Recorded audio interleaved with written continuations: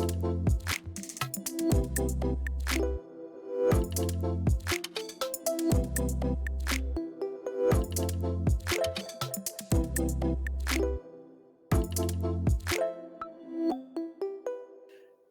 à toutes et à tous. Du fait des évolutions du monde professionnel, de la réglementation aux attentes des actifs et du monde en règle générale d'ailleurs, nous avons choisi d'explorer ensemble les moyens de repenser le monde du travail. Je m'appelle Corinne Estelle-Guémin, je suis entrepreneure et fondatrice de Plume Peace. Notre métier, permettre à nos clients d'améliorer la productivité et la fidélisation des collaborateurs. Tous les jours, nous accompagnons des dirigeants, des directeurs et des RH dans leurs enjeux en termes de ressources humaines, de RSE ou encore de communication interne et de marque employeur. Avec ce live Bebuzz, nous vous proposons de rencontrer des hommes et des femmes de métier qui vont partager avec nous leur vision et leur retour d'expérience sur des sujets clés. Aujourd'hui, je reçois Audrey Bucaille. Audrey, tu es ostéopathe à Paris 14e et tu es également coach sportif. Notre sujet, les troubles musculo-squelettiques. Alors, brisons les TMS avant qu'ils ne nous brisent. Selon une étude 2023 réalisée par l'IFOP pour PERCO, les douleurs liées aux troubles musculo-squelettiques sont massivement attribuées au travail, en particulier pour les télétravailleurs à temps complet, et cela pour un volume de 93%. Les TMS et le mal de dos en particulier touchent de nombreux employés dans tout type d'entreprise et de tout secteur d'activité. En France, il représente 87% des maladies professionnelles et le mal de dos représente 20% des accidents du travail.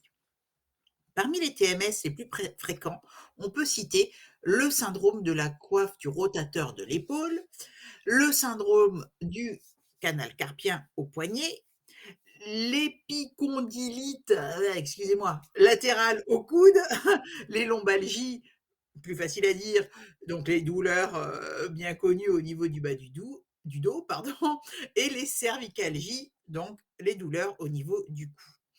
Audrey, peux-tu nous expliquer les TMS? Je dis TMS parce que sinon le reste, ce sont des noms barbares. Les TMS, c'est quoi? Bonjour à tous, bonjour Corinne. Les TMS, comme tu as dit, c'est les troubles musculo-squelettiques. Donc, si on reprend les 3 mots, ça regroupe des maladies pour troubles qui touchent les articulations, dans le côté squelettique, hein, dans le squelette, voilà, il y a une articulation, voilà, aux extrémités, les muscles, mais aussi du coup les tendons, ce qu'il y a au bout des muscles, ce qui attache un os, muscle, os. Voilà, il y a ce petit tendon entre deux. On retrouve dans les TMS les tendinopathies. Quand tu parlais d'épicondylite latérale, bon, bah, ça en fait partie. Le syndrome du canal carpien, exact. Et on va en avoir, voilà, plein d'autres comme tu as cité, la coiffe des rotateurs, hein, de l'épaule, donc c'est vraiment toute la zone ici. C'est pareil, c'est souvent sous forme de tendinite. Donc on a l'hygroma au niveau du genou, donc là c'est différent, c'est une bursite, donc c'est plus une inflammation d'une bourse séreuse, un petit coussin, de l'huile quoi, ce qui fait glisser en tout cas, sous la rotule. Donc ces troubles musculo-squelettiques, TMS, se manifestent par des raideurs articulaires en général, mais voire une perte de force et bien sûr, une douleur, malheureusement. Et si on prend l'exemple des cervicalgies, que peux-tu nous dire de ces douleurs au niveau du cou qui sont pénibles et franchement handicapantes? Pourquoi elles se produisent? Il existe déjà différents types de cervicalgie. Les plus courantes, on les connaît, on dit souvent: «J'ai un torticolis». Torticolis, c'est la zone à l'avant du cou. Ça, c'est ce qui nous empêche aussi de bouger. On a les trapézalgies, donc là, ça peut aller là, mais ça peut descendre bien bas parce que le trapèze, il est il va très bas, hein. Il descend, jusqu'à, T11. Donc de en T11, c'est thorax, hein, c'est au niveau vertèbre T10. On a aussi les névralgies, hein, tout ce qui va toucher aux nerfs sous-occipitaux. Donc occipitaux, c'est base du crâne. On a la névralgie cervico-brachiale, donc c'est plutôt, une irradiation là qui va chercher jusqu'au brachial bras. Donc, on a aussi tout ce qui est atteinte d'arthrose, donc cervicarthrose, par exemple. Donc voilà, différents types de douleurs, ça va voilà, et encore, j'ai pas tout cité, mais qui ciblent en tout cas la zone ici. Donc on va pas avoir le même type de douleur, la même intensité, la même durée aussi de douleur. Donc ça, c'est grâce à l'anamnèse, donc les questions en début de séance, que ça nous permet de cibler un peu, donc voilà, et c'est souvent lié au stress, la sédentarité, aux antécédents, hein. Si on a fait une chute, il y a pas si longtemps ou au contraire, un accident de la voie publique, ça peut en tout cas entraîner des cervicalgies chroniques. Parce qu'effectivement après il y a chronique et aigu. Chronique, c'est qu'on a mal, mais depuis plus de 3 mois. Aigu, c'est à l'instant et ça dure pas longtemps, mais voilà, c'est très intense. Donc tout ça, ça peut être lié, voilà, aux antécédents, une mauvaise correction oculaire, hein, ce que je disais tout à l'heure, enfin voilà, les positions, ça peut en tout cas, ne pas aider, et le bruxisme, avoir, on serre des dents et on peut grincer des dents. Ça peut être la journée, la nuit, souvent c'est la nuit. Une opération dentaire, un traumatisme, donc ça, ce que je viens de dire, de physique ou psychique aussi. Et voilà, le port d'un bébé du même côté, un sac lourd, voilà. Il y a vraiment plein de choses qui sont à demander en tout cas aux patients pour savoir exactement qu'est-ce qu'il a. D'accord. En dehors de faire mal donc et parfois d'être bloquante, quelles sont les conséquences des cervicalgies? Bah, les conséquences, c'est que ça peut amener à d'autres douleurs. Donc, déjà qu'on a la cervicalgie, mais ça peut amener à se diffuser. Donc, une omalgie, donc douleur à l'omoplate ou autour de l'omoplate, à l'épaule.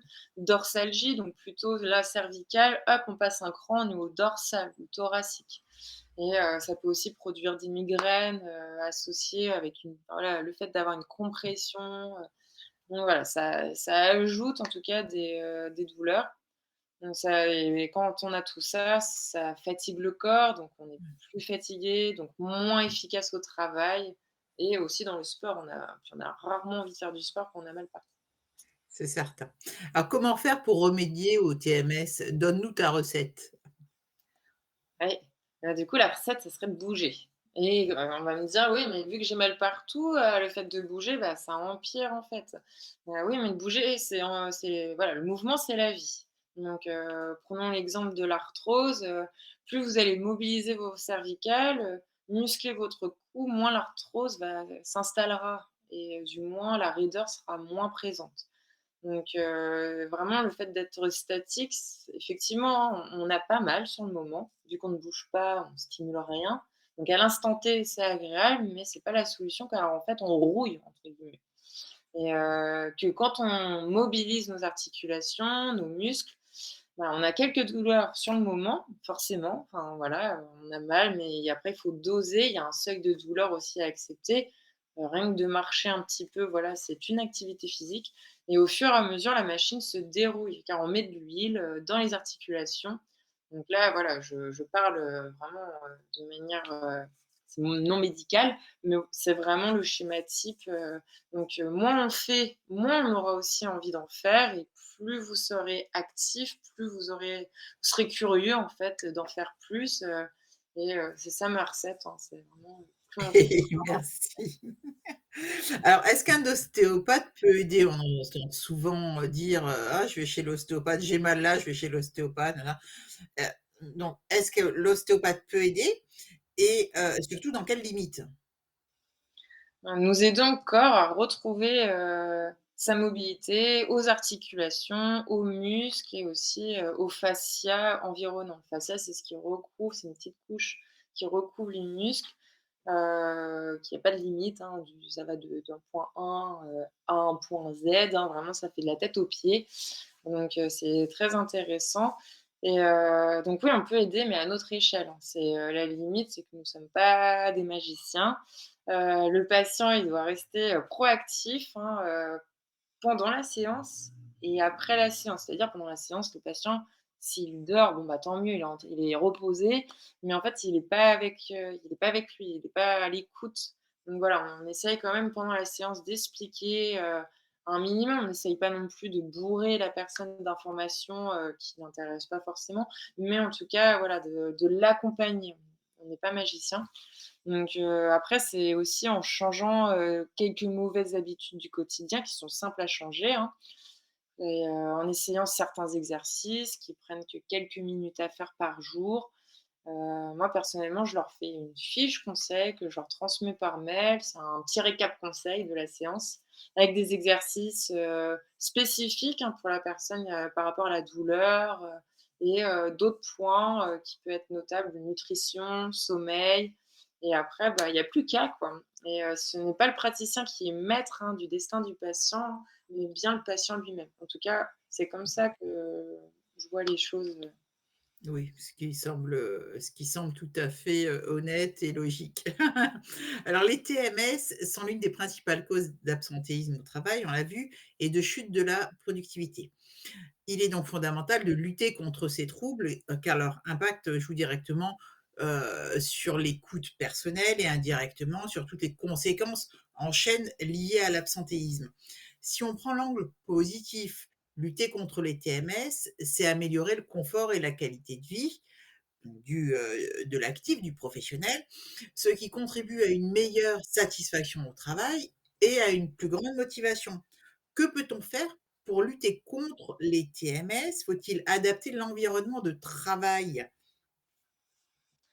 Oui, bah, qu'est-ce qu'on peut faire? En tout cas, il y a en entreprise, il y a les fameuses semaines, de qualité de vie au travail, donc les SQVT, on appelle ça, sont organisées, chaque année au mois de juin.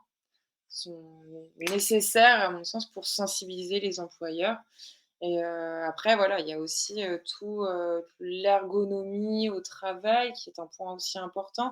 Après ça se fait de plus en plus. Maintenant, on arrive à quand même, savoir, comment, voilà, se positionner devant un bureau, mais voilà, après ça des intervenants peuvent venir en entreprise pour, faire un point avec les employeurs et les employés et trouver les meilleures positions. Mais en tout cas, il y a pas, enfin, vous aurez beau avoir la meilleure chaise du monde, le meilleur bureau, c'est vraiment, en fait, de bouger, et voilà, il y a les bureaux qui se lèvent, qui descendent. Bon, après tout ça, c'est un budget. C'est vraiment en tout cas de sensibiliser sur le mouvement plus que le gadget, proprement D'accord. ouais. Les employeurs ont la responsabilité légale de fournir un environnement de travail sûr et sain pour leurs employés, hein. Si, des TMS surviennent en raison de négligence de la part de l'employeur, cela peut entraîner des litiges et des poursuites judiciaires. Tu en penses quoi?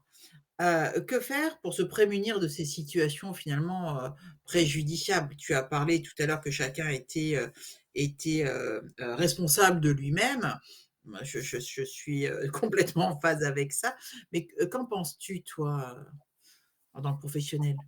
Je pense que s'il y a un litige, c'est qu'il y a forcément une incompréhension entre les 2 parties. Donc c'est que ça a pas été assez clair, ni pour l'entreprise, ni pour l'employé. Donc et pourquoi?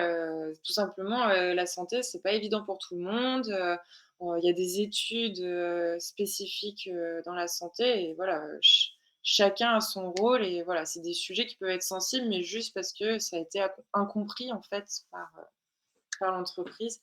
Donc il faut éduquer l'entreprise et l'employé, hein, pour éviter l'incompréhension. C'est pour ça que là, tout à l'heure, je parlais des intervenants peuvent aider, à cette meilleure compréhension et guider l'employeur pour que l'employé, comme l'employé, hein, dans cette démarche.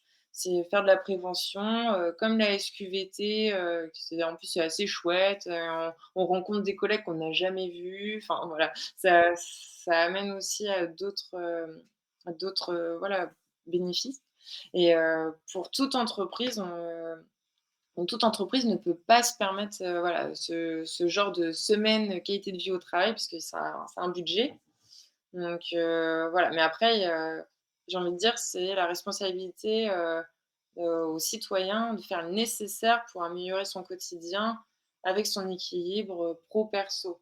Ce n'est pas, tout n'est pas à la charge de l'entreprise, voilà, c'est aussi la recette, c'est, de s'auto, gérer quoi. Mmh. Oui. Merci beaucoup Audrey, notre live se termine. Un immense merci à tous d'avoir été présents pour cette discussion enrichissante sur les TMS. Un grand, grand merci à toi Audrey pour tous ces super conseils, hein. Nous avons bien noté vos questions, nous vous y répondrons dans les prochains jours. Ne manquez pas notre prochain rendez-vous Bibuzz. En attendant, vous pouvez retrouver, les articles d'Audrey sur notre blog Plume and Biz et vous pouvez, revoir les replays de nos lives sur notre chaîne YouTube. Prenez soin de vous et gardez la forme. À très vite.